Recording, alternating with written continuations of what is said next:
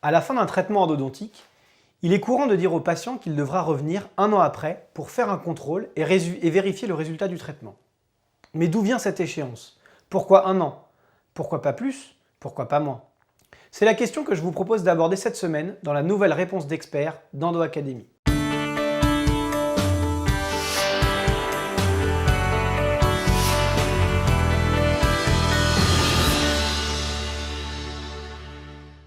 En 1956, dans une étude devenue classique, Strindberg préconisait une période de suivi de 4 ans après le traitement endodontique pour en évaluer le résultat. 40 ans plus tard, en 1996, Horstavik réalise une étude prospective et suit des dents traitées endodontiquement tous les ans, pendant 4 ans, comme préconisé par son prédécesseur. Il s'aperçoit alors que dans 90% des cas de succès à 4 ans, des signes de guérison étaient déjà objectivables 1 an seulement après le traitement. Il conclut alors dans son papier, qui est devenu une référence, que la période de suivi après traitement endodontique pourrait être abaissée de 4 à 1 an. L'important est de comprendre que lorsque les signes de guérison sont présents, c'est-à-dire que la dent est asymptomatique et qu'il y a une amélioration de l'image radiographique en cas de lésion préopératoire, eh bien cela signifie que le traitement a été efficace pour remettre la dent dans un contexte favorable à la cicatrisation de l'os environnant. Ainsi, lorsque la dimension de l'image radiographique de la parodontite apicale a diminué au bout d'1 an et qu'aucun symptôme n'est associé, on peut considérer que l'objectif du traitement endodontique est rempli.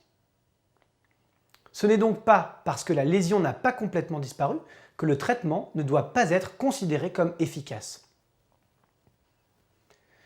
La guérison complète de la lésion peut d'ailleurs prendre très longtemps, beaucoup plus qu'1 an, voire que 4. On retrouve dans la littérature des temps de guérison rapportés supérieurs à 10 ans. De plus, les signes d'échec apparaissent également généralement dans la première année suivant le traitement. Fort de ces constatations, l'équipe d'Amsterdam a proposé en 2011 une démarche d'évaluation du résultat en endodontie basée sur l'efficacité du traitement plutôt que sur les notions de succès ou d'échec qui étaient principalement utilisées jusque-là et parfois bien détachées de la réalité clinique. Reprenant la conclusion que la plupart du temps, les signes favorables sont objectivables dès 1 an et que la présence de ces signes augure quasi systématiquement d'une guérison future, il propose de réévaluer la dent traitée au bout d'1 an. Si les signes de guérison radiologiques sont présents sans symptomatologie, le traitement est alors considéré comme efficace et ce, même si la lésion n'a pas totalement disparu. S'il y a eu une aggravation sur le plan clinique et ou aussi sur le plan radiologique, le traitement est considéré comme inefficace et une réintervention est nécessaire immédiatement. Cela peut être un retraitement, une chirurgie endodontique ou même une avulsion.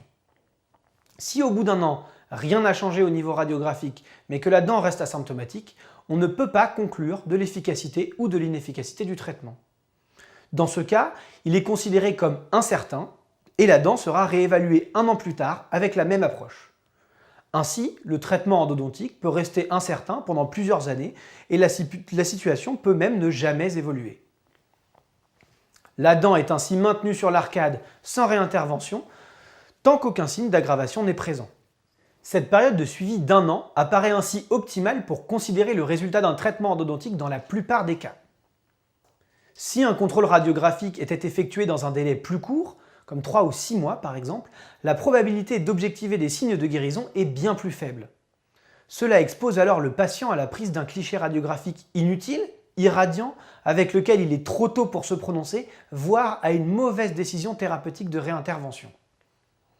D'un autre côté, il n'est pas nécessaire d'attendre plus d'1 an pour statuer sur le résultat du traitement, sauf bien sûr pour les traitements incertains.